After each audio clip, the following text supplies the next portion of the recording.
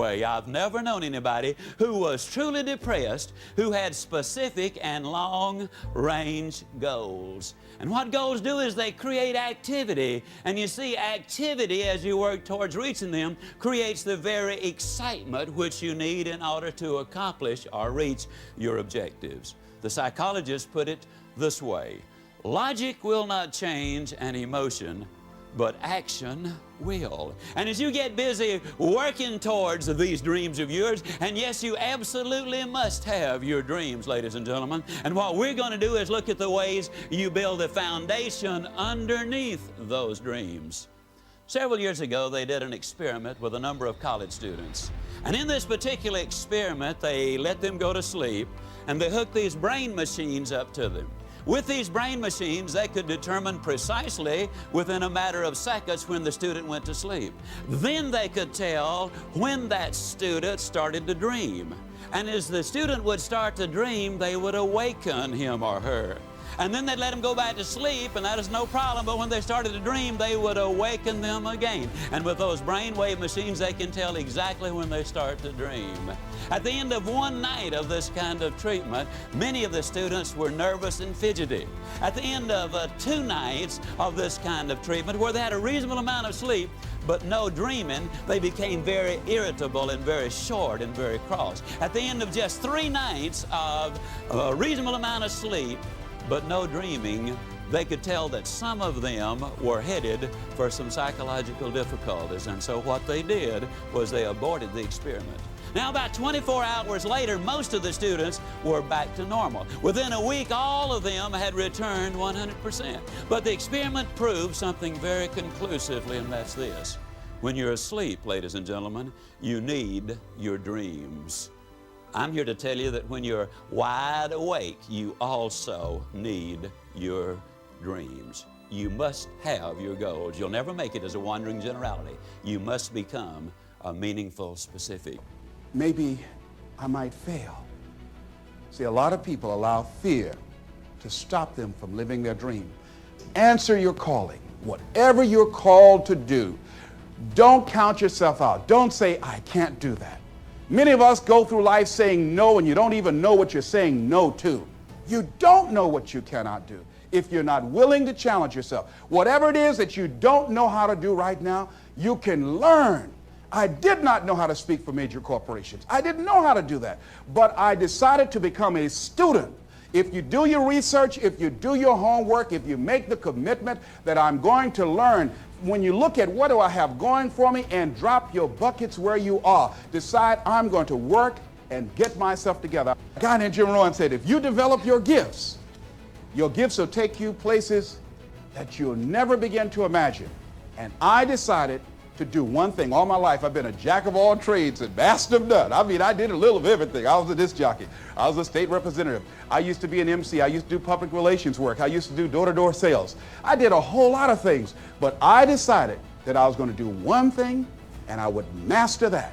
And after mastering the art of speaking, then I would become a trainer. And after doing that, then I said, I must become a businessman. Just find one thing and just decide that you're going to work with it until it gives you the blessing that you want, and don't let up on it. Just keep right on working it and working it and working it, and knowing that whatever you do, you can better your best, that you can get better at it, that whatever you are achieving right now, it's only a tip of the iceberg of what's possible for you. Now, here's something else that you do when you start working on this dream.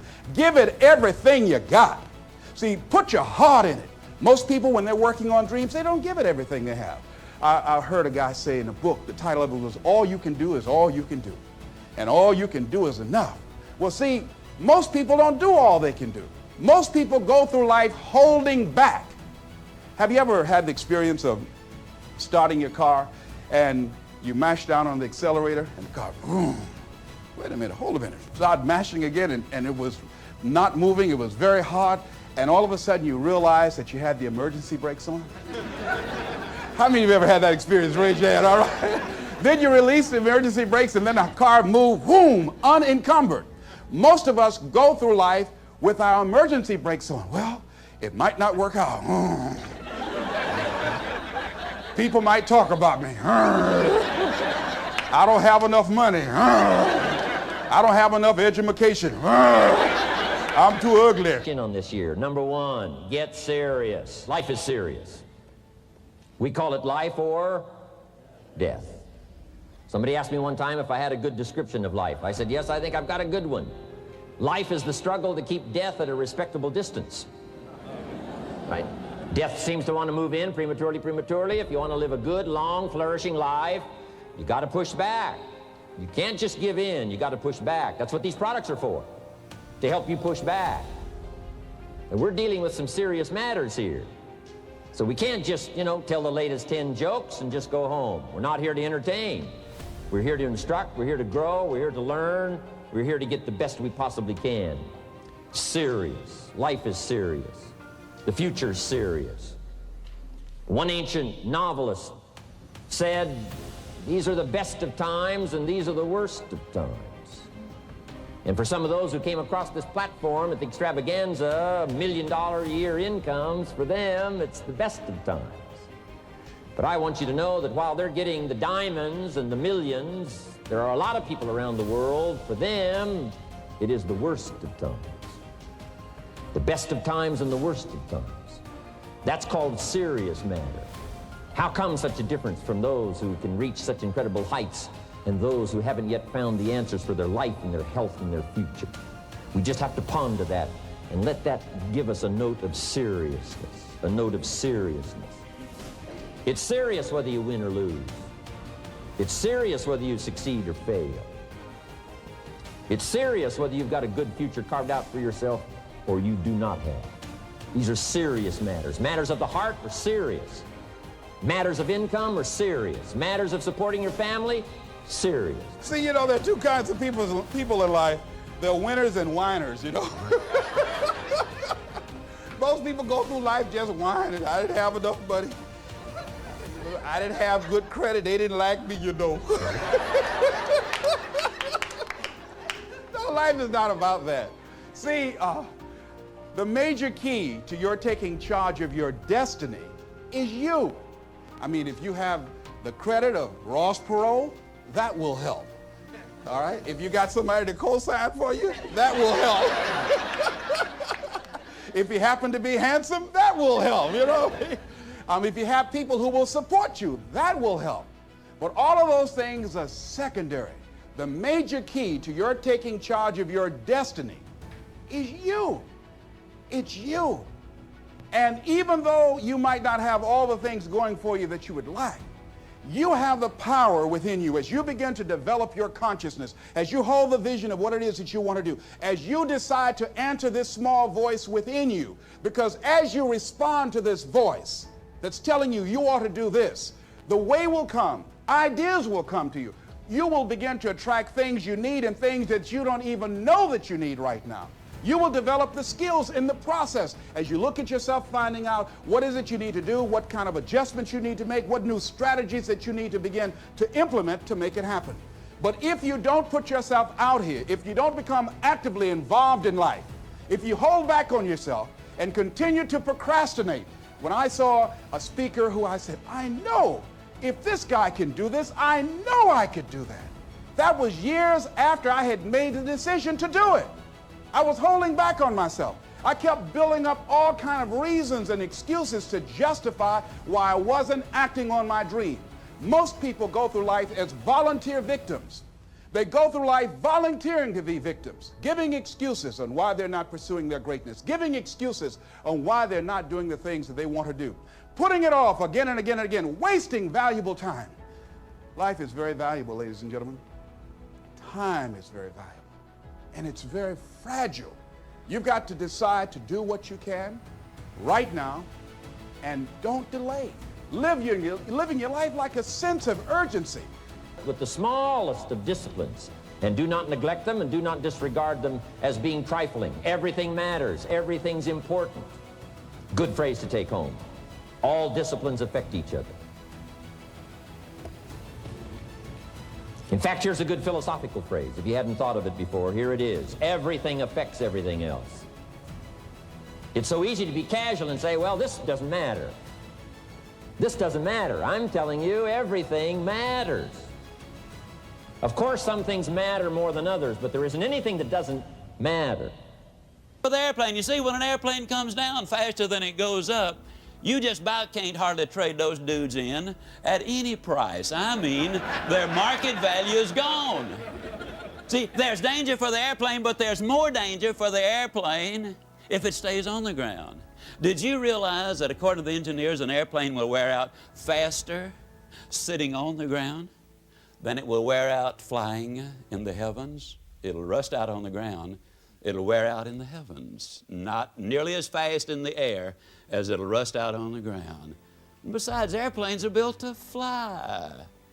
You get on a ship, there's danger it might sink. But there's more danger for the ship if it stays at anchor in the harbor. Experts tell me that it will collect barnacles and become unseaworthy faster in the harbor than it will if it sails the high seas. And besides, that's what ships are built for. Now, there's a certain amount of danger in setting your goals because, you see, you might not reach those goals. But folks, there's danger if you don't set the goals. You see, man and nature are 180 degrees apart. We use up nature's natural resources by using them up. But we use up man's natural resources by not using them at all. Oliver Wendell Holmes expressed it very eloquently when he said, "The tragedy in America is truly that we waste our natural resources. But one of infinitely greater tragedy is the fact that we waste our human resources by not using what we've got." And the average person goes to their grave with their music still in them. What a shame. You got to have goals, ladies and gentlemen. I want to talk a little bit about goals on the line of how do you lose 37 pounds and write a book. I'm just going to kind of give you that as an example. For 24 years of my adult life, by choice, I weighed well over 200 pounds. I say by choice because, you see, I have never accidentally eaten anything. I mean, it's always been deliberate. And when I choose to eat too much today, I have chosen to weigh too much tomorrow. You can choose to set goals and realize your potential, or you can choose not to set them. Now, if you choose not to set them, you got to understand that the consequences are not going to be good down the road. For 24 years, I was going to lose that weight. As a matter of fact, in 24 years, I lost several thousand pounds of weight. How many of you already know exactly what I'm talking about? But it wasn't until I wrote it down, put a date on it, listed the obstacles I had to overcome, identified the people, the groups, the organizations I needed to work with, spelled out a plan of action, set that time limit in there, and identified all of the benefits to me. It was only when I did that that the goal became a reality, and I lost the weight. For 10 or 15 years, I was going to write a book. You know anybody who's going to do just a whole lot of things, folks? I was going to write a book. But it wasn't until I got busy writing the book and writing the plans first before the book ever materialized. Yale University in 1953 did a study of their graduating seniors. They discovered that only 3% of them had taken all 7 of the steps you need to take in setting your goals. Another 10% had taken part of the steps, but the majority, 87%, beyond graduating from college and becoming a professor or a preacher or a doctor or whatever, very few of the other 87% had taken any of the steps in setting those goals. Now, in 1973, 20 years later, they did another study of these graduating seniors. And in the area which you can measure, which is in your career and in your finances, the 3% who had taken all 7 steps, that is, they had written down, clearly identified exactly what they wanted, they had put the date on when they expected to get there, they had identified the obstacles they had to overcome, they had spelled out the people, the groups, the organizations they had to work with, they had identified what they needed to know, they had developed a plan of action, and they had written it down. Why do I want to get there? These 3% had accomplished more than the 97% combined. Do you know there are people who put more emphasis and more energy into a sporting event or dancing or entertainment than they do on their dreams? They have more interest in who won a particular game than where they are in relationship to their goals and their ambitions and developing themselves. So you want to begin to get your priorities in order. Ask yourself the question, the people in my life right now, are they contributing to my growth and development? Are they making me a better person? What I'm doing right now, is it nourishing me? Does it empower me? Is it giving me what I need out of my life right now? Is it challenging to me? Is it making me stretch mentally and emotionally and spiritually? Is it getting the best out of me? See, this is the only life you've got. So you don't want to squander it doing something you don't want to do, feeling you can't do any better. You can do better. You should do better. You deserve to do better. You're entitled to that. That is your right to do better. So resolve that within yourself. Make it something in your life that you just won't compromise on. See, it is important to me that I be able to provide for my mother. That is not optional. To be able to provide for my children. There's a standard of living that I'm going to enjoy. It is not optional. It's not something that I would like to see happen. It's not something that it'll be okay. It's something that I value. And as you begin to look at your life, draw the line and say, hey, what is it that I need that can give me a sense of fulfillment? What is it that I need right now that I would enjoy, that will give my life some music and some power? Decide that, because you deserve that. But if you don't decide that and decide to make that happen, it will never happen for you.